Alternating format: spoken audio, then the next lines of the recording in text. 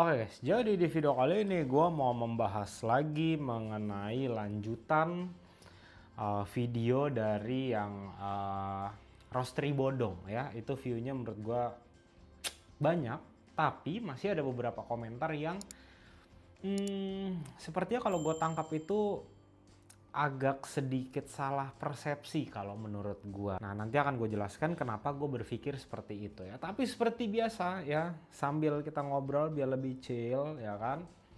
Gue mau sambil ngopi dulu ya. Ya jadi biar kita nggak selek ngobrolnya, kita ngobrol santai aja ya.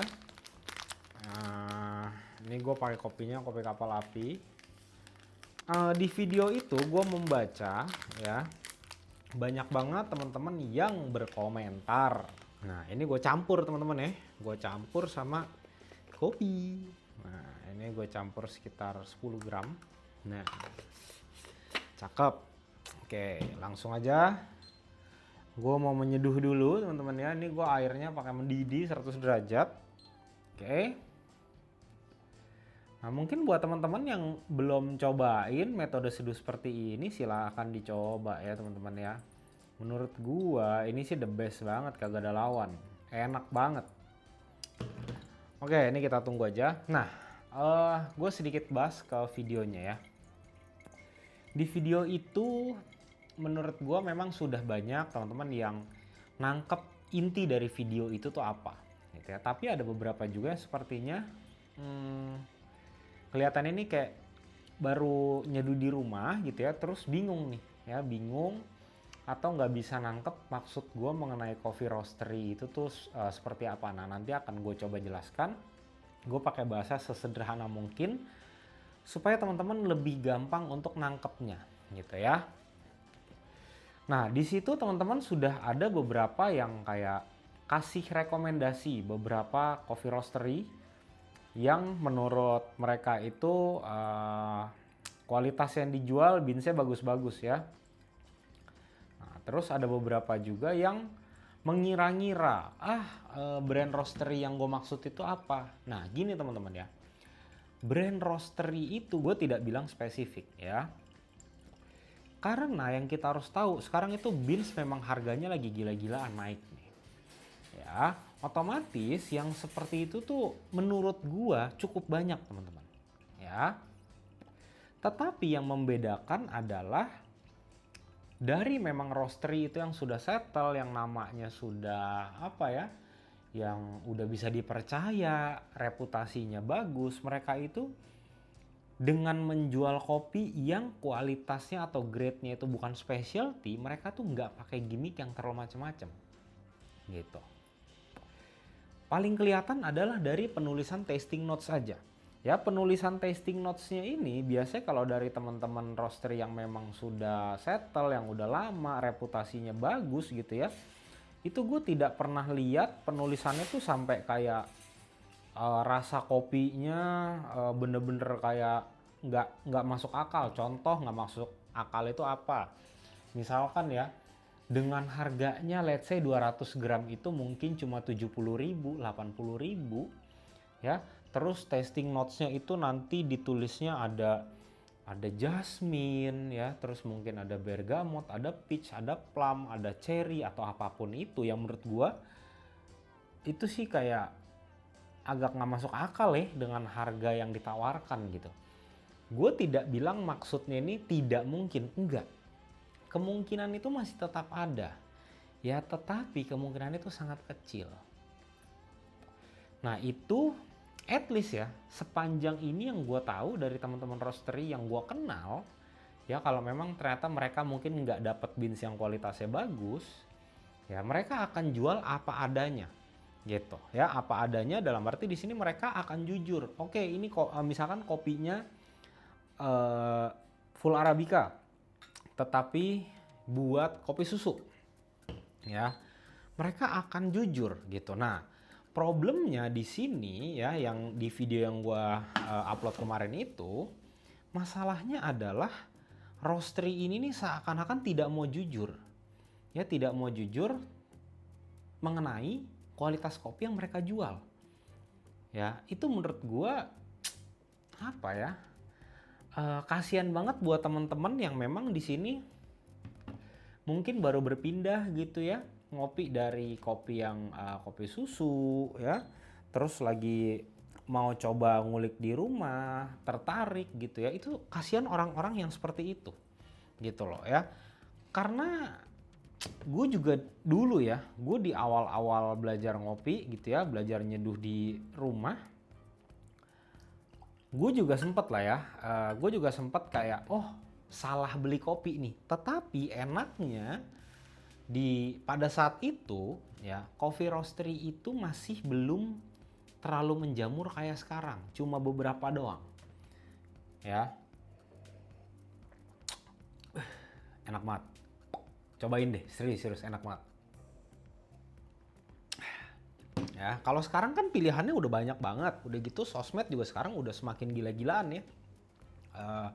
Udah makin banyak KOL segala macem gitu loh, yang mana balik lagi kita nggak bisa tahu nih ya, karena tidak semua orang yang ngopi di rumah atau home brewer itu mereka tuh paham oke, cara melihat kualitas kopi yang sebenarnya specialty itu seperti apa. Nah di sini gue sebut specialty itu dari score sheet yang lama ya, dari definisi specialty yang lama, bukan yang baru. Jadi yang masih benar-benar penilaiannya menurut gue sangat-sangat ketat lah ya. Nah mungkin buat teman-teman di sini yang bingung apa sih penilaiannya ketat, score sheet atau apa, teman-teman boleh nonton videonya di sebelah sini dulu, mungkin biar teman-teman lebih relate gitu ya. Oke, balik ke masalahnya. Di sini yang gue mau tekankan ini adalah sebenarnya buat teman-teman dari roastery ya, coffee roastery yang mungkin baru jalanin bisnisnya, tapi mungkin ownernya ini atau bosnya atau yang punya atau konsultannya ini tidak punya background di industri kopi sebelumnya gitu ya. Pesan dari gue, lebih baik kalian itu apa adanya aja lah. Mungkin teman-teman ini mau jual kopinya ya buat komersil gitu ya, itu boleh-boleh aja gitu. Tapi jangan ketika teman-teman dapat grade yang sedikit lebih bagus dari komersil, ya sedikit lebih bagus ya, ini teman-teman nih langsung menganggapnya oke, ini kualitasnya tuh specialty. Jangan gitu, karena buat gue pribadi ya, itu udah bukan masuk ke marketing lagi gitu, itu udah bisa dikatakan dalam tanda kutip nipu lah ya. Karena buat gue gini, sesimpel definisi nipu itu adalah lu menjual sesuatu hal, sesuatu barang, sesuatu jasa, apapun itu yang tidak sesuai gitu. Karena ketika lu ngomong specialty, ekspektasi orang itu akan tinggi gitu. Otomatis lu juga bisa menjual dengan harga yang tinggi. Nah, ketika lu memang ketemu marketnya atau ketemu customer yang memang dia ini paham kualitas specialty seperti apa, ya udah lah ya gitu. Paling mentok-mentok ya kalian tidak akan direkomendasikan ke orang-orang lain atau ke customer lain. Tapi ketika yang beli ini adalah orang-orang yang apa ya, yang baru nyeduh di rumah, home brewer, yang mereka itu tidak terlalu paham kualitas specialty seperti apa, pilihannya dua ya. Orang ini atau customer ini akan percaya kualitas kopi lu ini adalah kualitas specialty, atau yang kedua nih. Yang kedua ini menurut gue yang seliweran di trades ya, yang mana orang-orang ini sebenarnya dia sudah mulai tahu nih, wah rasa dari kopi yang seharusnya harga sekian nih seperti apa gitu. Atau orang ini beli karena kemakan sama gimmick, sama marketing. Terus akhirnya di-upload lah. Habis itu rame lah. Efeknya ke mana? Ke branding kalian, ke nama brand kalian gitu. Ya namanya akan jelek. Ya karena apa ya? Ini akan terjadi di semua lini industri menurut gua. Contoh simpel deh. Ya. Dulu gue main di baut juga sama. Gitu. Gue maunya main yang pure stainless. Tapi ada pemain-pemain baru yang ternyata mereka jualnya stainlessnya cuma di lapis doang. gitu. Nanti kenanya ke siapa? Ke semuanya nih, gitu. Ke semua orang yang jual bener atau enggak semuanya akan kena gitu, ya. Jadi menurut gua di sini teman-teman roastery bener-bener nggak usah terlalu muluk-muluk, ya, pengen nge-grab market-market yang lain yang harusnya teman-teman ini sudah paham. Ya, market itu mungkin akan bisa teman-teman grab, ya, atau bisa teman-teman ambil dalam beberapa tahun ke depan gitu. Ya, tapi teman-teman mau buru-buru nih. Mungkin karena lihat momentumnya lagi bagus nih. Ya, sekarang lagi banyak home brewer. Ya, kopi di Indo industrinya semakin bagus gitu. Iya, kalau teman-teman mau pakai cara seperti itu ya silahkan aja. Tapi biasanya yang udah ya brand teman-teman yang sulit dipercaya sama customer gitu.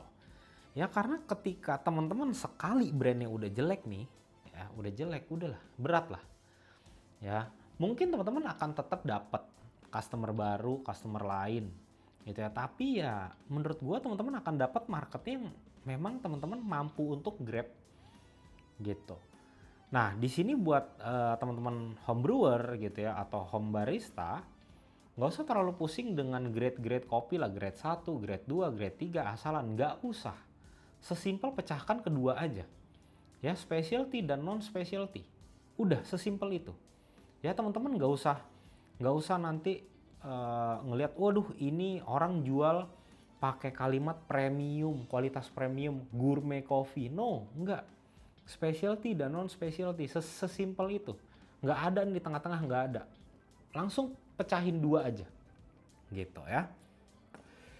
Buat gue pribadi saat ini ya, kalau kita mau bilang gitu ya, kopi yang kualitasnya specialty itu berapa harganya, buat gue 200 gram itu sudah pasti seharusnya di atas 120-130 ribu ya, atau bahkan 170 kali ya. Sekarang di bawah itu menurut gue itu tidak masuk ke specialty atau non specialty gitu. Nah, mungkin timbul pertanyaan lagi ya. Loh Bang, jadi saya harus minum yang specialty nggak? Teman bisa lihat sekarang. Gitu. Gue nyeduh kopi apa? Kapal api. Masalah nggak? Nggak masalah. Selama memang lidah lu bisa nerima, lu suka, ya digas aja. Gitu. Ya. Kalau memang ternyata teman-teman setelah beli kopi terus diseduh, rasanya masih bisa diterima, teman-teman masih bisa enjoy, tapi teman-teman lihat biji kopi ini banyak yang cacat, banyak yang pecah, ya udah gitu. Karena buat gue pribadi gini, gue orang yang selalu mau minum, mau pakai, mau makan apapun itu yang nempel di badan gue, yang gue konsumsi, ya itu berdasarkan ya gue mau atau enggak, bukan dari harga nih. Nah, balik lagi, ini mungkin tergantung dari prinsip gitu. Ya kalau gue tidak mau terlalu ngelihat harga, waduh harganya kalau mahal sudah pasti enak. Itu ya kemungkinan teman-teman bisa kena apa? Kena gimmick, kena tipu, kena marketing. Gitu. Karena teman-teman cuma percaya dengan yang namanya oke, mahal sebenarnya bagus. Jangan teman-teman. Ya memang betul. Saat ini atau dari dulu yang kita tahu itu adalah ada harga, ada kualitas. Benar, semua orang setuju. Tapi masalahnya adalah di ekonomi yang seperti ini yang sekarang, ya, kita harus paham juga tidak semua orang itu menjalankan bisnis dengan cara yang benar, dengan cara yang jujur. Itu harus kita pegang tuh. Ya, karena balik lagi bisnis itu kejam, Bos. Ya, bisnis itu kejam, bisnis itu bisa dikatakan curang, bisnis itu bisa dikatakan jahat. Bisa dikatakan juga bisnis itu fair, bisnis itu baik, bisnis itu jujur. Ya, semuanya ada nih. Jadi teman-teman pinter-pinter aja. Kalau memang teman-teman ini punya budget lebih untuk ngopi, untuk beli kopi, ya, saran dari gua belilah dari roastery-roastery yang memang sudah established. Seperti apa established maksudnya itu? Kayak yang udah gue jelaskan di video roastery bodong. Teman-teman nonton aja dulu deh. Ya, nonton aja di situ gue sudah jabarkan, di situ sudah gue jelaskan. Ya, gimana cara teman-teman ini untuk memilih tempat beli kopi yang bisa dipercaya. Itu teman-teman lihat aja. Karena menurut gua, ya ketika teman-teman ikutin tips-tips itu, kemungkinan teman-teman ketipu itu sangat-sangat kecil. Tetap ada nggak? Tetap ada. Tapi at least bukan ketipu. Ya mungkin teman-teman di sini ekspektasinya tidak sesuai. Gitu. Ya, ketipu sama ekspektasinya beda ini dua hal yang beda nih. Ya, ekspektasinya beda. Contoh, teman-teman mungkin di sini beli kopi dari brand A yang memang sudah established, yang sudah lama roasterinya ya. Terus teman-teman ngelihat, oh rasanya di sini kayaknya bener-bener kompleks banget. Tapi ketika teman-teman seduh, oh rasanya kok cuma begini, monoton. Tapi bukan tidak enak ya. Ini maksud gue adalah monoton. Contoh teman-teman di sini cuma dapatnya mungkin rasanya kayak jeruk, kayak ada rasa teh, udah. Ya sedangkan mungkin di kemasan kopinya di sini ada ditulisnya floral, ya terus ada berry like segala macem gitu. Nah, at least teman-teman ini tidak merasa ditipu karena rasanya ini zonk. Gitu. Karena bisa jadi di sini ya perpustakaan rasa teman-teman yang ada di otak teman-teman yang udah teman-teman simpen di lidah teman-teman belum terlalu banyak. Itu pertama. Yang kedua bisa jadi metode seduhnya beda. Yang ketiga bisa jadi air yang teman-teman pakai itu berbeda dengan yang dipakai di roastery pada saat cupping atau pada saat QC. Ya, at least itu aja. Nah, kalau teman-teman di sini lihat mungkin roasterynya baru. Oke. Terus dia ini kelihatannya tuh jualannya gimmick banget. Menurut gua teman-teman boleh lah. Boleh belajar untuk apa ya? Untuk ngeliat dulu, background checking dulu, ya ngeliat di sosmed, ya atau tanya rekomendasi dari teman-teman yang lain. Gitu. Sekali lagi di sini gue tidak bilang semua roaster yang baru ini tidak enak, ya enggak teman-teman. Tapi di sini gue menekankan ada beberapa roastery yang hanya menjual gimmick, gitu. Itu kita nggak boleh tutup mata, kita nggak boleh mikir kayak, oh ya udah lah ya namanya juga bisnis, iya betul. Bisnis salah apa enggak. Tetapi yang jadi salah ketika ya jualan itu tidak sesuai dengan apa yang dijual. Gitu. Ya anyway kalau tonton mau coba ini ya resep seduhnya. Gue pakai 2 bungkus kopi kapal api. Terus di sini gue tadi campur 8 gram atau 10 gram Sindoro natural light roast loh ya, gue gilingnya di outin nomor 6. Oke, terus gue pakai airnya tadi suhunya 100 derajat ya, mungkin pada saat dituang atau pada saat nunggu itu udah turun sampai sekitar 96 95 ya. Terus total air yang gue tuang di sini ada 325 ml. Silahkan dicobain ya, karena ini menurut gue rasanya nggak neko-neko. Gue ganti kemasan segala macam, rasanya tetap konsisten segala macam, dan gue suka. Ya udah, gue tidak mempermasalahkan gitu. Nah semoga teman-teman di sini bisa apa ya, bisa dapet nih ya maksud dari video gue tuh apa ya, terus tidak salah persepsi. Habis itu teman-teman jadi paham, oke, ketika gue mau beli kopi yang memang sesuai dengan apa yang dijual, itu teman-teman bisa dapetin nih roastery apa aja ya, jadi teman-teman tidak tertipu lagi. Nah buat teman-teman roastery yang mungkin masih menggunakan marketing atau gimmick yang tidak sesuai dengan apa yang dijual, menurut gue teman-teman coba pikir-pikir lagi ya, pikirkanlah dari segi branding teman-teman. Sayang banget teman-teman udah beli mesin roasting yang harganya mahal ya, udah hire orang-orang yang teman-teman bayar ya sebagai staff segala macem. Itu sayang banget kalau sampai nama brand teman-teman akan rusak karena kesalahan kecil ya. Jadi fokuslah ke market yang memang teman-teman mau grab di awal, fokuslah ke potensi market yang memang ada. Jangan teman-teman menipu untuk dapetin sebagian kecil market yang itu pun belum tentu jadi customer reguler teman-teman.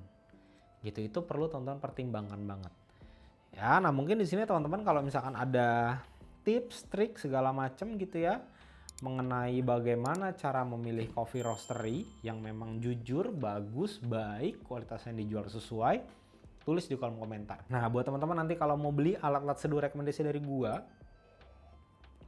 seperti biasa langsung cek link di deskripsi atau langsung cek fitur YouTube Shopping yang ada di sebelah sini. Ya, itu sudah pasti lebih murah. Oke teman-teman, sampai ketemu di video selanjutnya.